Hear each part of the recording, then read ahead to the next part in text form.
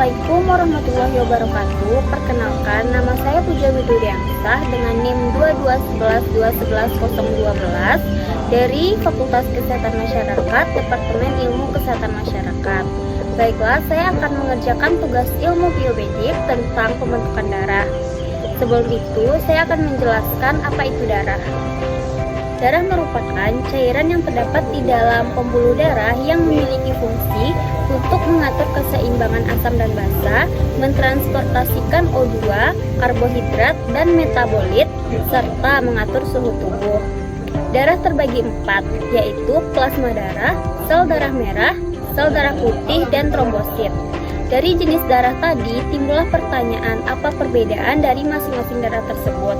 Nah, untuk mengetahui lebih lanjut, simak nih pembahasan dari aku dan rekanku. Halo, kenalin, nama rekan saya Bayangki Agustinor. Sebelumnya, aku mau tanya nih, udah ngerti belum apa beda dari keempat jenis darah yang aku bilang tadi? Udah sih, karena banyak juga kan buku-buku yang membahas tentang darah. Apalagi dulu semasa kecil, waktu sekolah pun juga udah pernah dibahas. Nah, iya benar, tapi teman-teman yang lainnya pasti ada nih yang belum paham. Ya udah, aku jelasin ya. Mulai dari plasma darah dulu ya. Plasma darah terbentuk dari air dan garam yang diserap melalui saluran pencernaan, sumsum tulang sel darah, sel jaringan tubuh, serta limfa juga berkontribusi dalam proses tersebut. Nah, fungsi dari plasma darah itu sendiri adalah untuk menjaga tekanan dan volume darah, menyediakan protein penting untuk pembekuan darah, dan membawa elektrolit ke otot. Oh gitu, aku juga pernah baca buku. Katanya, saat kita mendonorkan darah, tenaga kesehatan akan memisahkan bagian penting dari plasma darah. Bagian penting ini termasuk antibodi, protein albumin, dan fibrinogen. Nah, bagian penting ini digunakan untuk menyelamatkan nyawa orang dari luka bakar, shock, trauma, ataupun keadaan darurat lainnya.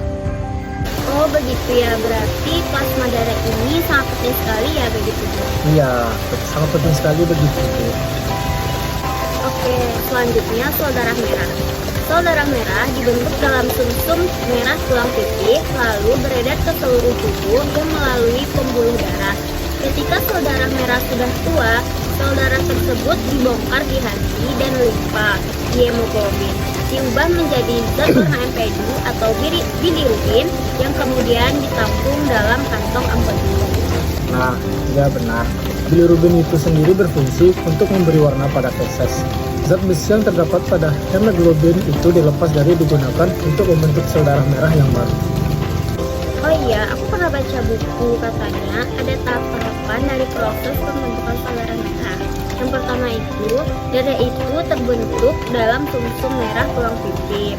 Kemudian, sumsum merah tulang pipih membentuk sekitar 2 juta sel setiap detiknya. Sel-sel yang telah diproduksi oleh sumsum merah tulang pipih dan dikeluarkan dinamakan retikulosit. Retikulosit memiliki kurang lebih 1% dalam dari sirkulasi darah. Sel-sel yang mulai matang akan mengalami perubahan pada sel plasmanya, sehingga fagosit dapat mengetahui sel yang sudah tua yang akan menghasilkan fagositosis. Hemoglobin diubah menjadi zat warna empedu atau bilirubin yang kemudian ditampung dalam kantong empedu. Ya benar. Sel darah merah juga banyak fungsinya loh, yaitu yang pertama, mengantarkan oksigen ke seluruh tubuh. Yang kedua, menentukan golongan darah seperti A, B, AB, dan O. Yang ketiga, untuk menjaga sistem kekebalan tubuh atau sebagainya. Banyak juga ya fungsinya. Nah, sekarang tentang sel darah putih. Sel darah putih juga sangat berpengaruh terhadap kesehatan manusia karena peranannya itu penting dalam sains.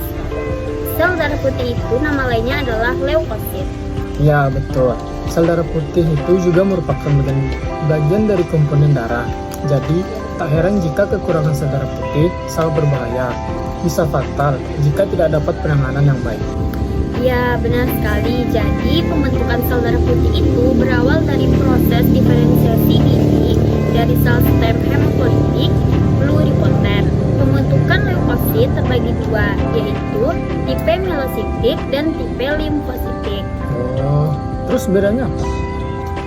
Kalau tipe mielositik akan mulai proses dengan sel muda yang berwujud mioblas. Kalau tipe limfosit akan mulai dari sel muda berwujud limfoblas. Nanti leukosit dalam granulosit akan disimpan dalam sumsum sehingga sel mengalami sirkulasi. Setelah itu, jika kebutuhan semakin meningkat, akan ada beberapa faktor sitokin yang terlepas. Pada keadaan normal, granulosit akan bersirkulasi ke dalam seluruh darah sehingga 3 kali jumlah yang tersimpan pada sumsum. Sel darah putih yang sebagian lagi akan tersimpan pada area limfoid.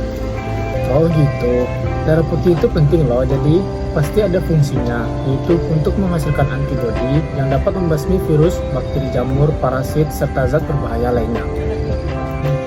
Trombosit itu dibentuk di sumsum tulang dari megakariosit, yaitu sel yang sangat besar dalam sumsum tulang belakang, yang memecah menjadi trombosit. Oh gitu, trombosit itu bukannya berperan dalam pembekuan darah ya? Iya benar, trombosit merupakan bagian darah yang paling utama saat pembuluh darah rusak atau ketika kulit mengalami luka. Nah, jadi fungsi trombosit itu memang ketika terjadi luka, maka trombosit akan berkumpul dan saling menempelkan diri untuk menutupi luka tersebut dan juga memicu terjadinya penguatan luka sehingga ukuran luka menipis. Baiklah, sekian dari penjelasan saya. Terima kasih atas atensinya. Mohon maaf apabila ada kata-kata yang salah dalam pembahasan materi saya. Terima kasih. Assalamualaikum warahmatullahi wabarakatuh.